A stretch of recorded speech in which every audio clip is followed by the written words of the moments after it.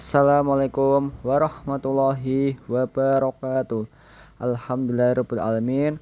Shalawat serta salam semoga selalu tercurahkan kepada junjungan kita Nabi Muhammad SAW.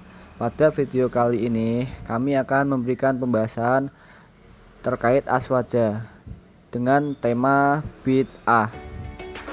Konsep bid'ah. Di antara problem internal umat Islam saat ini adalah banyaknya kelompok yang mengaku sebagai pengikut salaf atau salafi, yang secara terang-terangan menuduh amalia sebagian besar umat Islam di Indonesia sebagai perilaku bid'ah.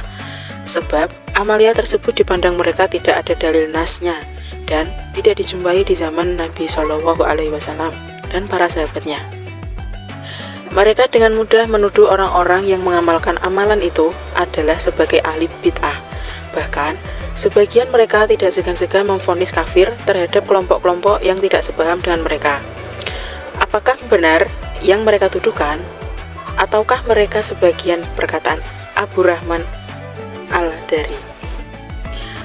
Idhkila kamu zayafistahikon li'ajali kauni fasfihi kobihan. Betapa banyaknya perkara besar disalahkan bukan karena salah, akan tetapi perkara tersebut disalahkan karena buruknya pemahaman orang yang menyalahkan.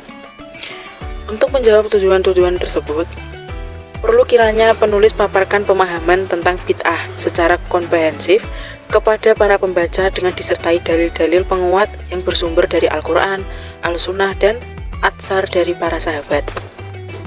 Definisi bid'ah secara bahasa. Bid'ah berasal dari akar kata bad'u. Secara bahasa, kata ini mempunyai dua makna.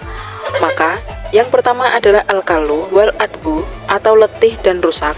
Contoh penggunaan kata bad'u dengan makna ini adalah ucapan orang ubdiyat al-rahilah, yang berarti sebuah tunggakan telah letih dan rusak. Makna dari kedua kata bada'u dan ibtida al-asya'i wassu'nuh la'an mitsal atau membuat sesuatu tanpa ada contoh sebelumnya. Contoh penggunaan kata bada'u dengan makna ini adalah sebagaimana perkataan orang Arab abda'tu al-syai'a akulan au fi'lan. Saya mengucapkan kata perkataan baru dan membuat perbuatan baru yang tidak ada contoh sebelumnya. Dengan makna ini pula Allah Ta'ala berfirman dalam Al-Quran, Badi'us samawati wal ardi. Allah adalah pencipta langit dan bumi tanpa adanya contoh sebelumnya. Quran Surat Al-Baqarah ayat 117. Qul ma kuntum bi'ang mana rusulih. Katakanlah, Muhammad, aku bukanlah rasul yang pertama atau baru di antara para rasul.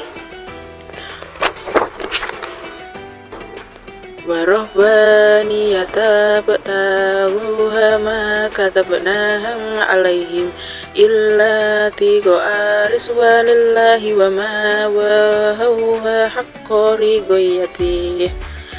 Mereka mengada-ngadakan rahbaniyah, padahal kami tidak mewajibkannya atas mereka. Yang kami wajibkan hanyalah mencari ridho Allah, tetapi mereka tidak memeliharanya dengan semestinya. Apabila kata bid'ah dipahami dengan makna bahasa ini, maka setiap hal apapun yang baru seperti mobil, listrik, handphone, mikrofon, dan semua dinamakan bid'ah. Maka bid'ah secara bahasa ini sama dengan makna sunnah secara bahasa. Sebab makna sunnah secara bahasa adalah ibtida' al-tariqah lam yusbaq illaiha, atau membuat perkara baru yang tidak ada sebelumnya. Termasuk makna sunnah dengan makna bahasa adalah sabda Rasulullah SAW. Man sanna fil ihlamin sunnatan hasanatan falahu ajruha wa ajru man amila biha min ba'di min ghairil ahyan kudaminhu ujurihim say'un wa ma sanna fil islami sunnatan sayyatan fa'alaihi firruha wa wis zurau ma amila biha min ba'dihi min ghairil an yaskul min auzatihim say'un. Barang siapa yang membuat perkara baru yang baik dalam Islam, maka ia mendapatkan pahala perbuatan. Dan pahala orang-orang yang mengerjakan perkara tersebut setelahnya tanpa mengutangi pahala mereka sedikit pun. Dan barang siapa yang berbuat perkara baru yang buruk dalam Islam, maka ia mendapatkan dosa perbuatan tersebut dan dosa orang-orang yang mengerjakan perkara tersebut. Definisi bid'ah secara istilah. Pembahasan tentang makna istilah bid'ah ini sangat penting, sebab dengan mengetahui definisi istilahnya, kita dapat mengklarifikasikan maka perbuatan yang masuk dalam kategori bid'ah dan mana yang tidak. Seringkali orang salah menghukumi bid'ah sebuah perbuatan karena ia tidak memiliki pemahaman yang benar tentang definisi ini. Definisi dari Sultan Al-Umlaza Izzuddin bin Abdissalam.